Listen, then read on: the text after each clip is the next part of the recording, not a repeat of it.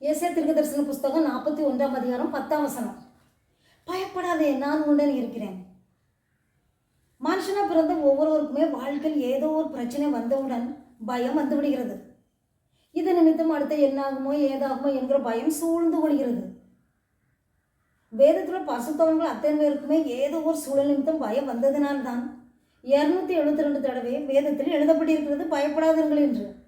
நான் என்னுடைய வாழ்க்கையில் பிரச்சனை போராட்டம் வந்தவுடன் ஒருவித பயம் என்னை சூழ்ந்து கொண்டது. அடுத்தல என் வாழ்க்கை இவ்வளவுதானா, என்னாகுமோ ஏதாகுமோ என்ற திகில் என்னை வாட்டி வதைத்தது. அந்த நேரத்தில் தான் தேவனுடைய சமூகத்தில் அமர்ந்து ஒவ்வொரு நேரமும் நான் அழுது கொண்டே இருப்பேன். அடுத்தல இது எப்படியாவது யாருக்கும் தெரியாமல் இறந்து விடலாம், செத்து விடலாம் என்று கூட நான் நினைப்பேன். அந்த நேரத்தில் தான் ஒவ்வொரு நாளும் நான் சிறுவதிலிருந்து அதிகாலையில் ஜெபிக்கிற பழக்கம் எனக்கு உண்டு. அதிகாலையில் தேடிகளும் தேவனை கண்டடைகள் என்ற வார்த்தையின்படியே ஒரு நாள் இயேசு எனக்கு முன்பாக அதிகாலையில் நின்று கொண்டு பயப்படாதே, நான் உடன் இருக்கிறேன் என்று கையை நீட்டி என்னிடத்தில் சொன்னார். உடனே இந்த வார்த்தை என்னை மிகவும் பலப்படுத்தியது. இந்த வார்த்தை சொல்லும் போதெல்லாம் எனக்கு வேதத்தில் எங்கே இருக்கிறது என்றெல்லாம் எனக்கு தெரியாது.